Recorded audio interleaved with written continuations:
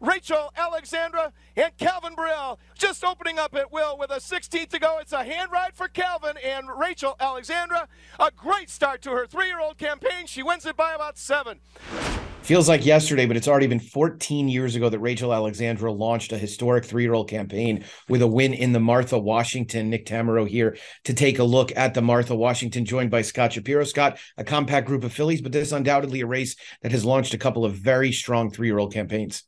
Without question, Nick, you mentioned Rachel Alexandra. Recently, a couple of good winners. Will Secret, who hit the board in the Kentucky Oaks in 2021 after a win in this race. And then Secret Oath last year, getting the job done for the coach, Dwayne Lucas, won the Martha Washington and ended up winning the Kentucky Oaks on the first Friday of May. I'm going to go out on a limb here. Maybe it's not much of a limb. I don't think the Kentucky Oaks winner's in this field.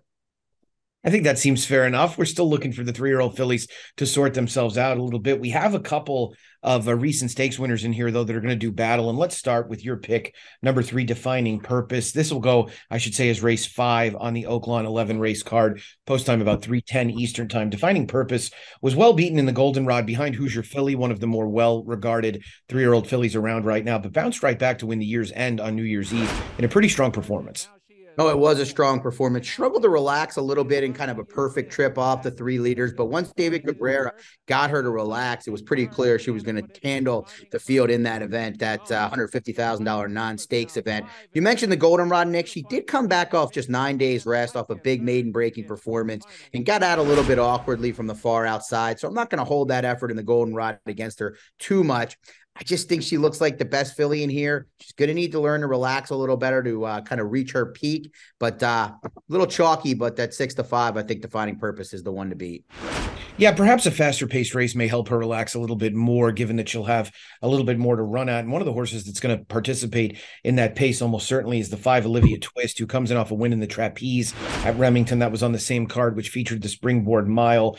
This daughter of Mishawish was victorious from just off the pace for Todd Fincher, who, if people aren't familiar enough with him, he's a guy who's risen in popularity in recent years. He had Senor Buscador win the Springboard Mile a few years ago, also had a nice filly last year named Smash Ticket, who ended up running in some stakes races as well. So we'll see where Olivia Twist stands. I think she's good enough to contend for the win. No, me too. I think it kind of looks like a 2-horse race on paper between our 2 top picks. And Todd Fincher also was Slam, the New Mexico bred, the female sprinter that was impressive at Keeneland and raced in the Breeders' Cup filly and mare sprint. Olivia Twist has had favorable voyages in her last 2 starts, but she's taken advantage. They went very slow in her allowance win back on November 21st. But she won by 15 lengths, so it's hard to knock that. And then came back and showed the ability to relax just off the pace, which was impressive in the Trapeze. And again, the rail opened up for her, but she might have won that race anyway. So I totally get it. Looking to be creative in this spot was a little bit tricky, I thought.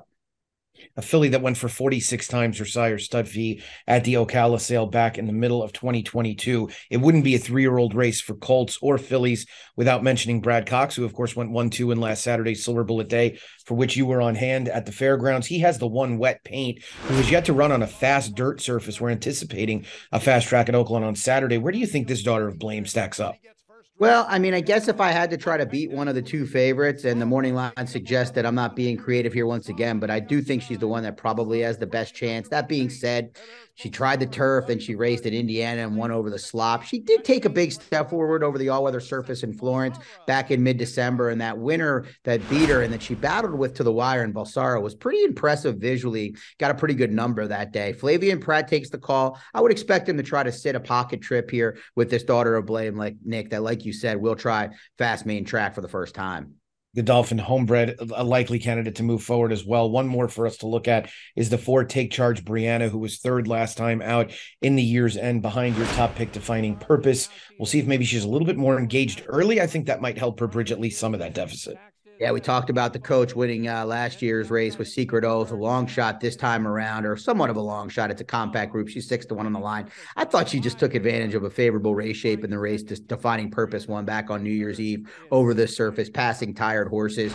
Like you said, probably going to need to get out of the gate better, be more involved early to have a chance here, but not a horse I'm overly interested in. That's a look at the Martha Washington as we continue our trek to the first Friday in May. Scott, thanks so much. Thanks, Nick. Make sure you're heading over to TwinSpires.com for a variety of excellent promotions, including the Road to the Kentucky Derby leaderboard contest and also the $2,500 Hit It and Split It at Oaklawn every Saturday and Sunday. Hit the late pick 5 and earn your share of $2,500 every Saturday and Sunday, available at TwinSpires.com. Head on over. Good luck.